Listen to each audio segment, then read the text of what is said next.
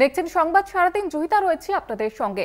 পূর্ব মেদিনীপুরের ভূপতিনগরে আক্রান্ত তৃণমূল নেতা। তৃণমূলের বুথ সভাপতিকে মারধরের অভিযোগ উঠছে। লাঠি রড দিয়ে বেধড়ক মারধরের অভিযোগ, হামলার অভিযোগ বিজেপির বিরুদ্ধে এবং অভিযোগ অস্বীকার করেছে গেরুয়া শিবির। বিজেপির বিরুদ্ধে অভিযোগ তোলা হলেও সেই অভিযোগ অস্বীকার করেছে বিজেপি।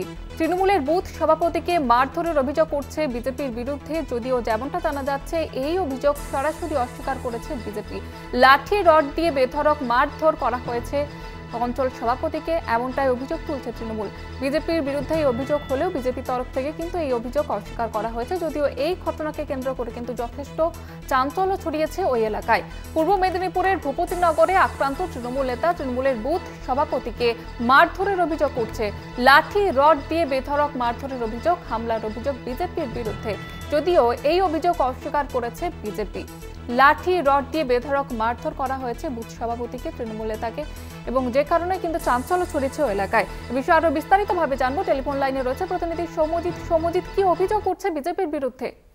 দেখো, গতকালকেই ভগবানপুর যে 2 নম্বর ব্লকের অন্তর্গত রাধাপুর অঞ্চল, সেখানে কিন্তু বিজেপি বিজয় মিছিল করছিল এবং সেই সময় ওই 96 নম্বর বুথের যে তৃণমূল বুথ সভাপতি তিনি ফিরছিলেন এবং তৃণমূলের যে অভিযোগ, বিজেপি আশ্রিত দুষ্কৃতীরা সেই সময় তাকে রাস্তায় আটকায় এবং লাঠি রড দিয়ে ব্যাপক মারধর করে এবং তার চিৎকার শুনে কিন্তু স্থানীয় বাসিন্দারা ছুটে আসে এবং তাকে স্থানীয় একটি হাসপাতালে ভর্তি করা হয় এবং পরে অবস্থার অবনতি হয়, ডিস্ট্রিক্ট হসপিটালে রেফার করা হয়। জয়িতা, বেশ, ধন্যবাদ জানাবো তোমাকে।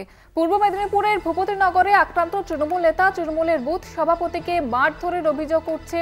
লাঠি রড দিয়ে বেধড়ক মারধর করা হয় বলে অভিযোগ তুলছে তৃণমূল।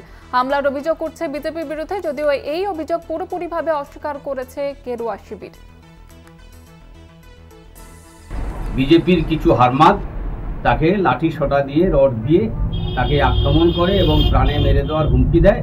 তার চিৎকারে এলাকার লোকজন ছুটে এসে তাকে উদ্ধার করে এবং সকালে মুখবেড়িয়া হসপিটালে ভর্তি আছে। এই হচ্ছে ব্যাপার, মৃত্যুর সঙ্গে পাঞ্জা লড়ছে। আমাদের ভারতীয় জনতা পার্টি একটি সংস্কৃতি পরম্পরা দল, অযথা কারোর উপরে আক্রমণ করেনি, কোনোদিন করবে না। তৃণমূল কংগ্রেস নিজেরা আত্মকলহে জড়িয়ে পড়ে নিজেদের মধ্যে মারপিট হয়েছে। ভারতীয় জনতা পার্টির নামে মিথ্যা মামলায় ফাঁসানোর চেষ্টা করছে। ভারতীয় জনতা পার্টির নেতৃত্বের গায়ে কালিমা লিপ্ত করতে চাইছে, সম্পূর্ণ মিথ্যা।